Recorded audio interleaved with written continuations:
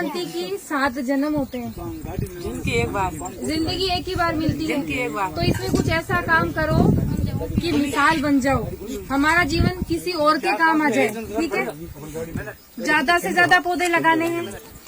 मैं भी आपके यहाँ पे 2-3 साल से 3-4 साल हो गए यहाँ आती हूँ हर साल। मेरा यही रहता है कि जो ये हमारी धरती है इसे हरी चूनर ओढ़ानी है। मेरी जिंदगी का एक ही लक्ष्य है, हर हाथ से एक पौधा लगे जीवन के लिए, है ना। हर आदमी साल में एक ही पौधा लगा देना तो बहुत बड़ी बात होती है, और पौधे लगाना बड़ी बात नहीं है, उनका पालन पोषण करना बड़ी बात है। ठीक है, तो अगर आपका जैसे साल में जैसे जन्मदिन आए, कोई भी उत्सव हो, शादियों में हो, किसी को उपहार दो तो क्या देना है, पौधा देना है।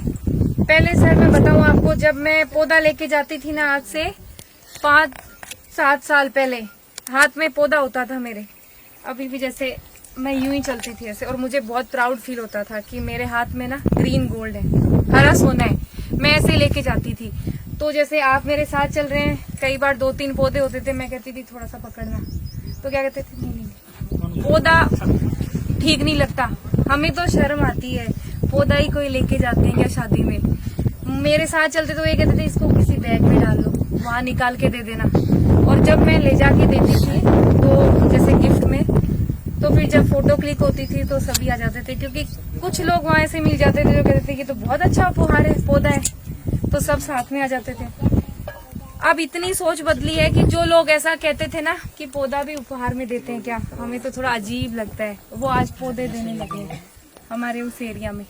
और यहाँ की जो सोशल मीडिया के माध्यम से हर हाथ से लगे पौधा मुहिम शुरू करी, राजस्थान ही नहीं, राजस्थान से बाहर भी सभी पौधे लगाने लगे हैं। और मुझे बहुत प्राउड फील होता है कि मेरी जिंदगी जो कि एक सही दिशा में लग रही है। तो आपको भी क्या करना है, ऐसा काम करना है, उपहार में देना है तो पौधा देना है। ये क्या है, हरा सोना, जो पीला सोना है ना हम पहनते हैं, हाथ में पहना हो, कहीं किसी के हो गया, हाथ काट के ले जाएगा कोई, टेंशन होती है, घर में रखा होता है तो कहीं जा नहीं सकते, नहीं जा सकते ना, सोना पड़ा है, किसी को संभला के जाओ, घर में एक जना रहेगा।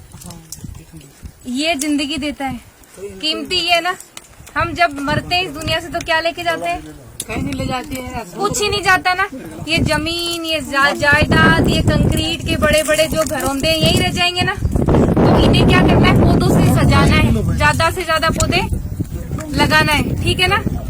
और मुझे आके यहाँ बहुत अच्छा लगा, और मैं कहते हैं ना कि पौधों के नाम से कहीं भी चली जाती हूँ, कहीं भी। और अब हम सब मिलके यहाँ प्रयास करेंगे, और एक दिन जो हमारा मरु प्रदेश का एरिया है, धोरों की धरती है ना, उसे भी क्या करेंगे, हरी भरी करेंगे। मैं बेटी बचाओ बेटी पढ़ाओ जो अभियान, उसकी ब्रांड एम्बेसडर सीकर से जैसे मैं हूँ, वहाँ मैं खूब हमने काम किया है। आपका घूंघट देखा ना, तो मेरे मन में भी आया कि अभी भी घूंघट है ना। तो अवेयरनेस की कमी है। मैं ये नहीं कहती कि जेंट्स लोग निकलवाते हैं, नहीं, कई बार क्या कहते हैं महिलाएं, क्या कह देती हैं, घूंघट ये सब जेंट्स करवाते हैं। नहीं, जेंट्स नहीं करवा सकते, महिलाओं की भूमिका ज्यादा होती है, सास की, है ना। शर्म होती है ना, वो आंखों में होनी चाहिए, इज्जत हमारी बोली में होनी चाहिए। इतना मीठा बोलो, रिस्पेक्ट दो, आदर सत्कार हमारी बोली में, हमारी नजरों में होती है, ना कि घूंघट से। कई क्या करते हैं, घूंघट निकाल के फिर हम गाली देते हैं या उल्टा बोलते हैं, तो उससे तो अच्छा है ना कि वैसे रहे, है ना। तो ये घूंघट प्रथा छोड़ो, ठीक है ना। अब भी जैसे आपको कईयों को आदत हो जाती है कि हमसे तो नहीं छूटता, सीधा यूं ही होता है, तो कम से कम आपके बहू आए या आपकी बेटियां हो, उन्हें कहो कि घूंघट नहीं रखना है। युवा लोग थोड़ा ध्यान देना, बड़े बुजुर्ग हैं, मेरे समाज जन गुस्सा भी आ सकता है कि क्या पट्टी बढ़ा रही है, लेकिन वो क्या है ना कि सोच धीरे धीरे बदलनी चाहिए। एक बात और है, मृत्यु भोज अभी भी होता है ना यहाँ, कितने पैसे लग जाते हैं, 10 लाख। कई जगह मैंने देखा, अपने सांसद रहे पहले, उनके हम यहाँ गए, नाम नहीं लूंगी, बहुत एजुकेटेड और बहुत बड़े लेवल पे, मुझे बहुत दुख हुआ, मैंने कहा कहूंगी कभी अच्छे से। उनके 12 दिन खाना चला, तो फिर मुझे यूं लगता है एक तो घर से इंसान जाते हैं तो हमें दुख होना चाहिए ना, तो वो लगना भी चाहिए। ये खाना किस लिए? या तो उनकी स्मृति में आप अच्छा काम कर दो। 10 लाख रुपए लगाते हो, कितनी बड़ी राशि होती है 10 लाख। सोचो 10 लाख ऐसे ही वेस्ट कर देते हैं खाना खिलाने में। कोई इंसान इस दुनिया से चला गया और हम बोझ मिठाइयां लग रहे हैं, कितने शर्म की बात है ये। वो 10 लाख रुपए उनकी स्मृति में आप कोई अच्छा काम कर दो। कहीं ऐसे कुछ जगह जो कि सार्वजनिक है उसमें पौधे लगा दो और उनका नाम लिखवा दो। मैंने मेरे पिताजी की स्मृति में, मेरे पिताजी साहित्यकार लेखक मनसुख रणवा मनु हैं, जिन्होंने जैसे महापुरुषों पे, वीर तेजा जी पे, गुजाड़ पे और महापुरुषों पे जीवनियां लिखी हैं। किताबें जीवनियां लिखते हैं। मेरे पिताजी 2011 में सड़क दुर्घटना में चले गए। मैं छोटी सी थी ना, वही बात कि बेटी है, कल को शादी होगी, क्या देंगे?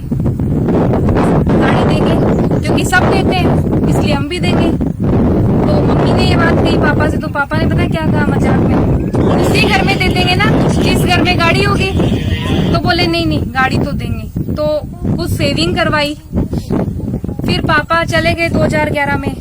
फिर जब वो सेविंग पड़ी थी तो मम्मी ने कहा ये आपके गाड़ी के पैसे हैं, पापा ने रखवाए हैं, इनको आप क्या करना, बैंक में डलवा दो, शादी हो तो गाड़ी ले लेना। मैं पूरे दिन सोचती रही। फिर मैंने ये कहा मुझे गाड़ी नहीं चाहिए, मुझे पापा की स्मृति में गार्डन चाहिए।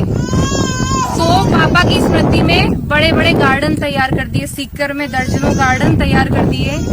और अब बहुत खुशी होती है कि जो पैसा था सही जगह लगा। काबिलियत हुई मुझ में तो गाड़ी तो फिर भी आ जाएगी, लेकिन वो पैसा था वो पापा की स्मृति में लगा। बहुत खुशी होती है। मेरे काम अकेले मेरे काम थोड़ी आ रहे हैं। अब जैसे यहाँ पौधे लग रहे हैं, किसी एक के काम थोड़ी आएगा, सभी के ही आएगा ना।